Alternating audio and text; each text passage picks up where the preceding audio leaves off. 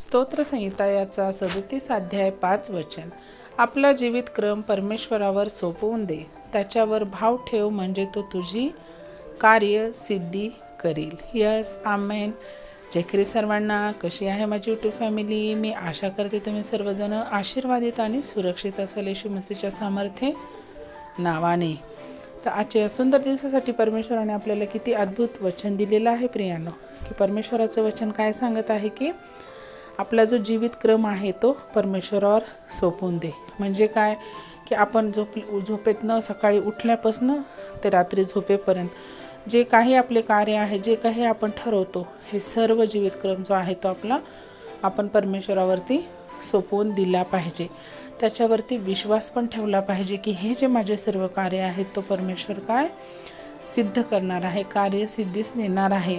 आणि हो, परमेश्वर हा आपल्याला बेस्ट ऑफ द बेस्ट, उत्तमात उत्तम देणारा बाप आहे. त्यामुळे आपल्याला परमेश्वर कधीही लज्जित फज्जित होऊ देत नाही प्रियांनो. त्यामुळे आपण परमेश्वरावरती मनापासून भाव ठेवणं हे खूप महत्त्वाचं आहे. जर आपण आपल्या मनातील विश्वास जितका भक्कम तितका आपलं प्रतिफळ हे मोठं असणार आहे. आणि आपण तो विश्वास ठामपणे ठेवणं आणि माझं कार्य यस आणि आमेनमध्ये उत्तर आलंय म्हणूनच आपण विश्वास ठेवला पाहिजे प्रियांनो.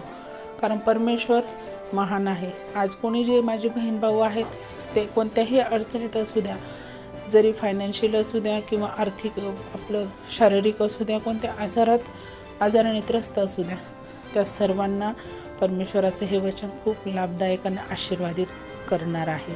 हो, कारण त्यांची परिस्थिती परमेश्वर बदलणार आहे आत्ता या क्षणापासून. फक्त आपला विश्वास हा मोठा असणं महत्त्वाचं आहे प्रियांनो. हो, आणि परमेश्वरावरती आपला भाव ठेवणं तितकंच महत्त्वाचं आहे. जसा आपला विश्वास तसं आपलं कार्य होणार आहे. आणि आपल्या दिवसाची सुरुवात ते आपल्या झोपतानापर्यंतचा हा वेळ आपण परमेश्वराला दिला पाहिजे. परमेश्वराच्या नावाने आपण आपल्या कार्याची सुरुवात करणं हे तितकंच महत्त्वाचं आहे.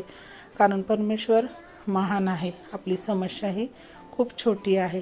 कारण हे आकाश जे आहे परमेश्वराचं आसन आहे आणि पृथ्वी जे आहे हे पादासन आहे, म्हणजे पाय ठेवण्याची जागा आहे. तर आपल्या तर समस्या मग त्याच्यापुढे काहीच नाही आहेत प्रियांनो. त्यामुळे आपल्या समस्येला, आपल्या परिस्थितीचं दुःख करत बसण्यापेक्षा त्याच्यावरती आपण मार्ग काढणे आणि प्रार्थना निरंतर करणे, सर्व भार हा परमेश्वरावरती सोपवणे तितकंच महत्त्वाचं आहे. कारण जिवंत परमेश्वर आहे. तर या वचनासाठी, या वेळेसाठी आपण परमेश्वराला धन्यवाद देऊया. आपण छोटीशी प्रार्थना करूया. Hallelujah, hallelujah. आकाश पृथ्वीच्या निर्माण करत्या बाप्पा, येशू मसीहच्या सामर्थ्य नावाने तुमच्या चरणी येतो माझ्या राजा. हो परमेश्वरा, हा सुंदरसा दिवस दाखवलास माझ्या राजा, हे अद्भुत वचन दिलंस आणि ही वेळ आमच्या जीवनाला जोडली, त्याबद्दल तुम्हाला कोटी कोटी कोटी धन्यवाद करते माझ्या राजा. हो परमेश्वरा, कित्येक लोक आहेत माझ्या बाप्पा की ही वेळ, हे दिवस नाही पाहू शकले, पण तुम्ही आम्हाला जिवंताच्या भूमीत ठेवले, त्याबद्दल कोटी कोटी धन्यवाद करते. या वचनासाठी धन्यवाद करते माझ्या राजा. ज्या कोणी बहीण भावांना विश्वास कमी होत आहे माझ्या राजा, त्यांच्यापर्यंत हे वचन पोहोचण्यास सहायताने मदत करा माझ्या बाप्पा. त्यांचा विश्वास या वचनाद्वारे वाढावा आणि ते आशीर्वादित व्हावे म्हणून तुम्ही सहायताने मदत करा माझ्या बाप्पा. हो परमेश्वरा, अद्भुत वचन दिलं त्याबद्दल धन्यवाद करते. परत एक वार बाप्पा, ही छोटीशी प्रार्थना येशू मसीहच्या सामर्थ्य नावाने केली म्हणून ऐका पित्या. आमेन. जय ख्रिस्त सर्वांना.